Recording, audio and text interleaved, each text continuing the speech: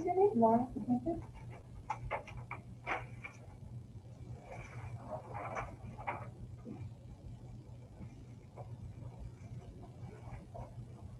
What is your name? Mario. Monica. Yes.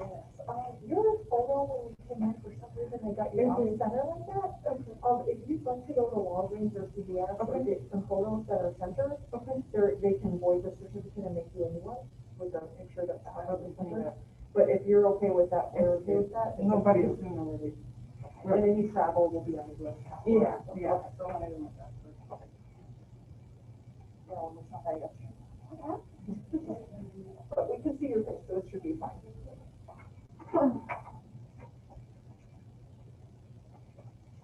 What's your name?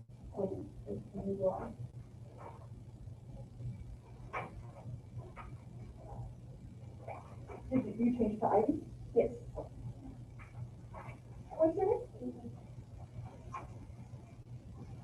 And your name? Right. Did you change to Leo? And then you will raise it.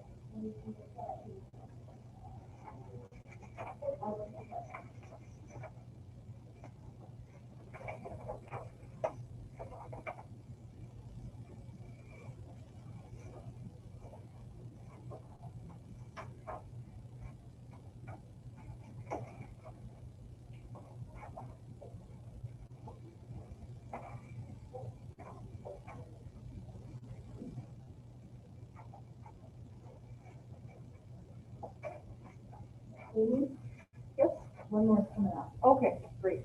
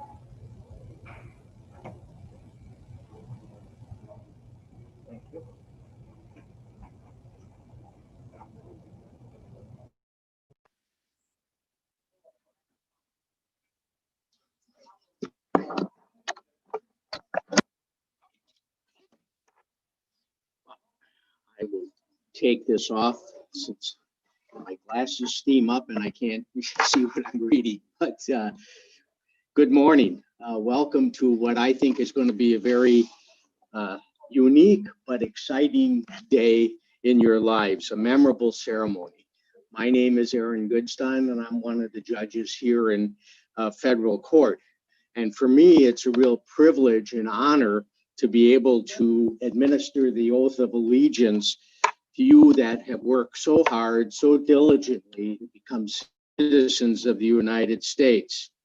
While we wish your families could be here with you, and I'm sure you wish that too, they're going to be watching thanks to the marvels of technology. There's a camera over there, so cheering at home or wherever they're watching.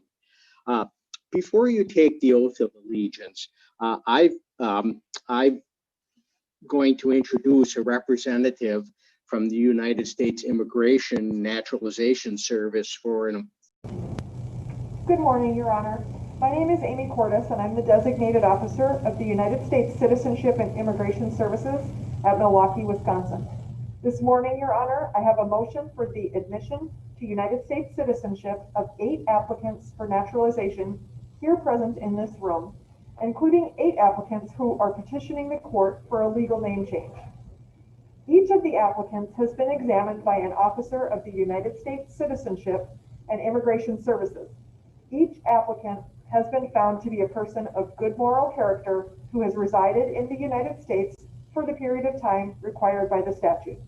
Each has been found to be favorably disposed to the good order and happiness of the United States, and each is familiar with the history of the United States, the principles of the Constitution, and form of government of the United States.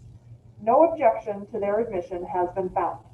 Therefore, Your Honor, I respectfully move that each of the applicants here present be admitted to United States citizenship, and that the court grants the petition for name changes to those applicants who have requested it upon taking the oath of allegiance as required by the statute.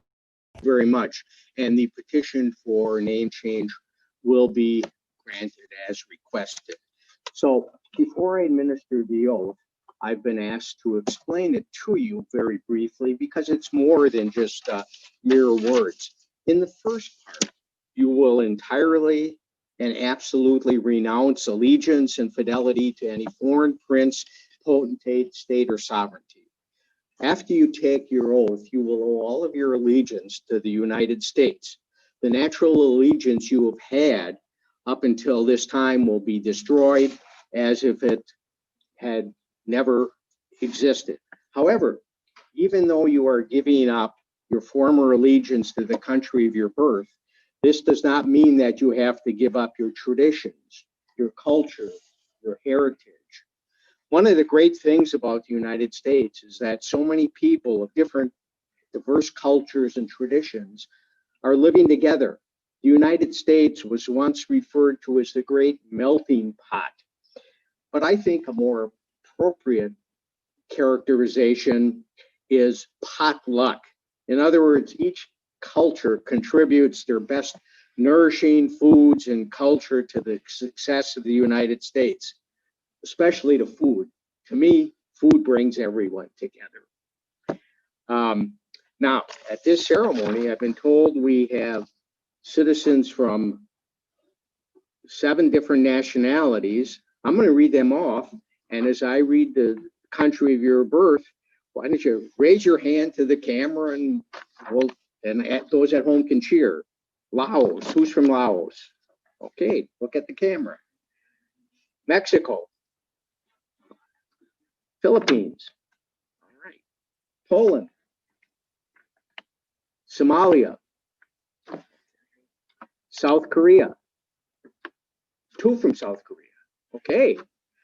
Vietnam.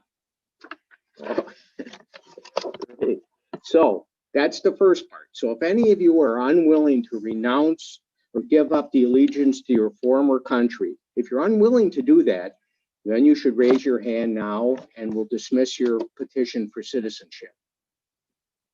Okay, no hands. Good. Now I can go on to the second part of the oath, where you swear to support and defend the Constitution and laws of the United States against all enemies, both foreign and domestic. The Constitution was adopted by the founders of our country, who came from many lands, mainly from England at that time.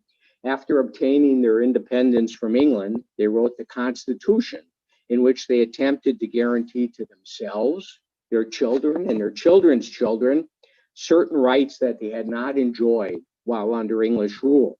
These rights include the freedom to worship as they chose, the freedom to speak, the freedom from imprisonment without fair trial, and the opportunity to work and acquire property. The Constitution is an amazing document, for the principles our forefathers expressed over 200 years ago have remained unchanged, even though there have been certain changes known as amendments. The first 10 amendments, referred to as the Bill of Rights, were adopted at the same time as the Constitution. Several subsequent amendments were the result of struggle and sacrifice, such as the 14th Amendment, providing civil rights to all persons. That was enacted in 1868 following the Civil War. In 1870, the 15th Amendment, regardless of race, color, or prior servitude, the right to vote. In fact, last August, August 26th, was the 100th anniversary of the 19th Amendment, which gave women the right to vote.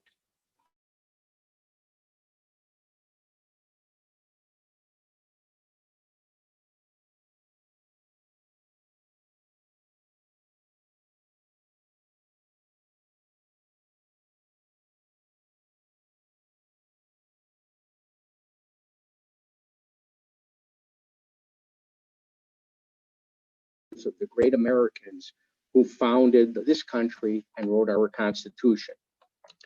But do not be deceived or lulled into complacency by the words of the document. The Constitution only provides you with rights and privileges, but not guarantees. In other words, you have the right to pursue happiness, but there is no guarantee that you will find it. You have the right of equality of opportunity, but there is no guarantee you will find riches. You have the right of freedom of speech, but this does not make you wise. You are promised liberty, but this does not mean you will find peace. Each day of your life will not be as memorable or as happy as today. So it's up to you, to each and every one of you, to pursue these privileges, these rights, and hopefully you will obtain happiness, riches, wisdom, and peace. Okay, I'm now registered, ready to recite the oath. I want to hear everybody say it. I'll break it up into sections so you can follow me. So please raise your right hand, repeat after me. I hereby declare on oath that I absolutely and entirely renounce and abjure all allegiance and fidelity to any foreign prince, potentate, state, or sovereignty, of whom or which I have been a subject or citizen, that I will support and defend the Constitution and laws of the United States of America against all enemies, foreign and domestic, that I will bear true faith and allegiance to the same, that I will bear arms on behalf of the United States when required by the law,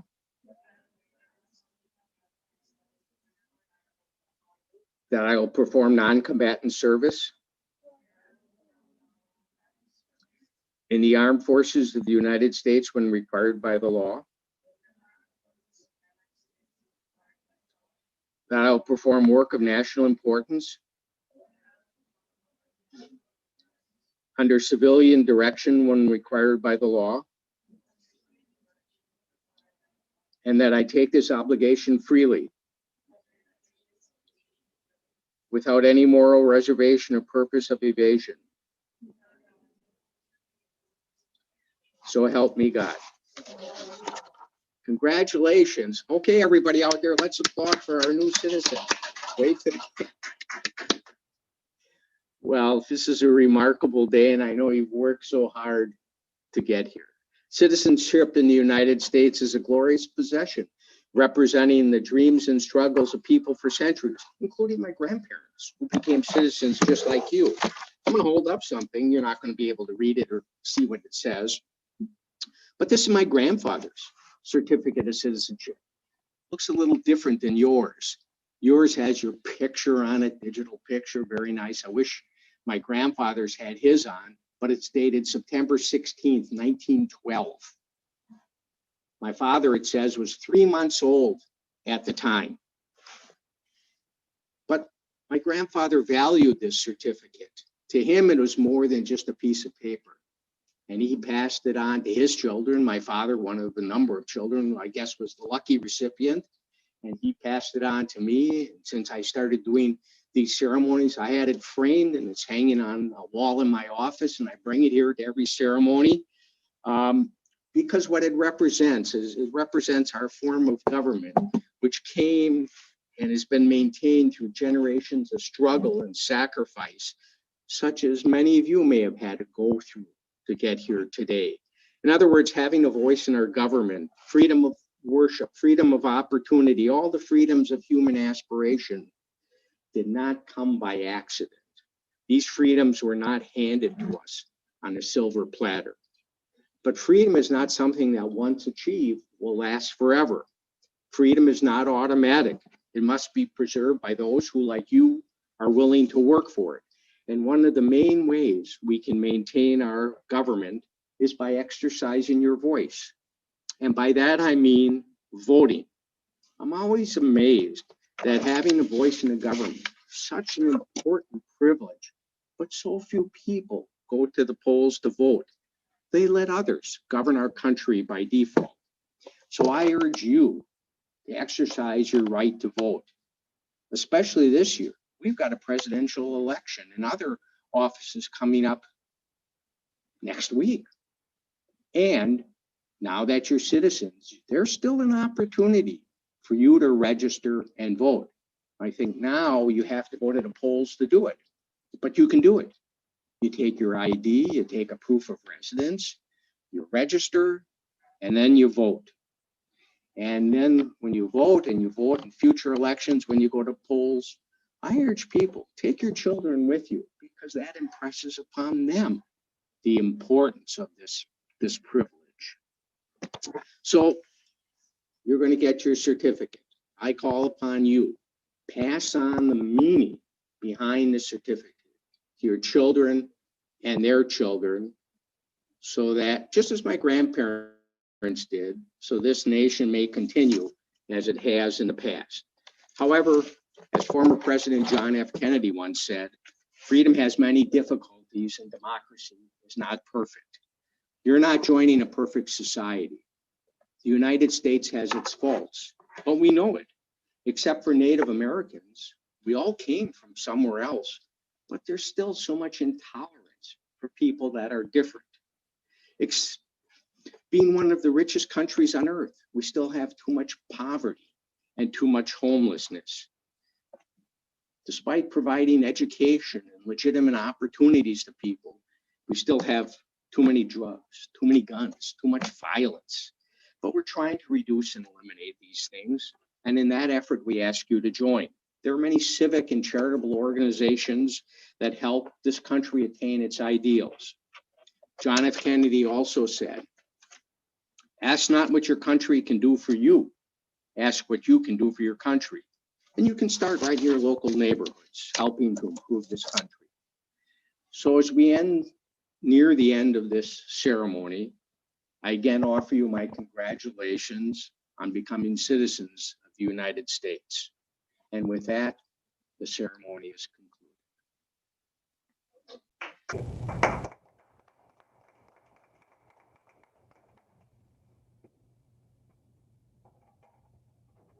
Each one of you over to the table to receive your certificate. Once you receive your certificate, you're free to exit out this door here. Once you get your certificate home, you're going to want to sign your new legal name right on the line here in the middle of the certificate. Okay? Christine? Thank you. Congratulations. Thank you so much. Laura? Congratulations. Maria? Congratulations. Ivy? Congratulations to you. Katie? Liam?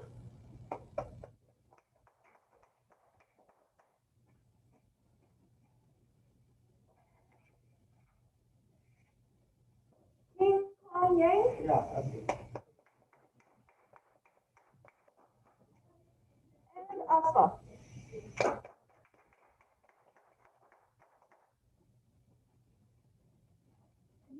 Congratulations. Thank you so much.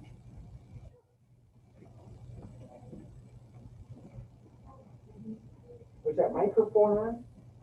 I don't think it is.